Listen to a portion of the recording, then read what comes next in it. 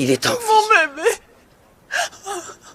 Un garçon tombe dans un puits de 45 pieds de profondeur. Quand tous les examens sont terminés, la nuit est déjà tombée. Le puits se trouve à seulement 5 pieds du niveau de la nappe d'eau. À moins d'un demi-mile se trouve un réservoir. Si l'eau monte encore de 5 pieds, le garçon sera submergé. Le réseau souterrain est extrêmement complexe. Il est presque impossible de l'atteindre depuis l'autre côté du réservoir. Le chef propose de creuser un nouveau passage, puis d'ouvrir une galerie jusqu'au puits. Les projecteurs de la foreuse s'allument sous le tonnerre. Le plus grand danger reste le changement de direction de la tempête. La pluie torrentielle arrive comme prévu. À ce rythme, il faudra encore 2 heures de travail. Eden est coincé depuis 10 heures. Il est complètement trempé. Sa température corporelle risque d'être dangereusement basse. Le tonnerre se rapproche de plus en plus. L'agent de sécurité demande l'évacuation. La foreuse attire naturellement la foudre. Le chef lui demande d'attendre encore un peu. Eddie décide de descendre lui-même. Il a parlé à Eden par radio. Eden reconnaît sa voix. Le chef lui accorde 30 minutes. Une fois le temps écoulé, il sera remonté quoi qu'il arrive. Après les derniers préparatifs, Eddie descend dans le forage. Vers 40 pieds de profondeur, le signal disparaît. L'équipe en surface ne reçoit plus aucune information. Eddie commence à creuser sans relâche. Un éclair traverse soudain le ciel.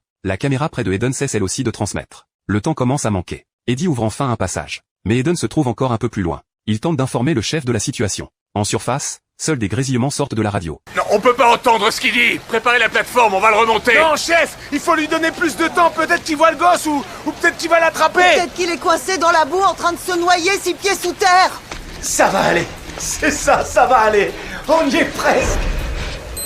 C'est terminé, on le remonte maintenant. Tout va bien se passer. Non.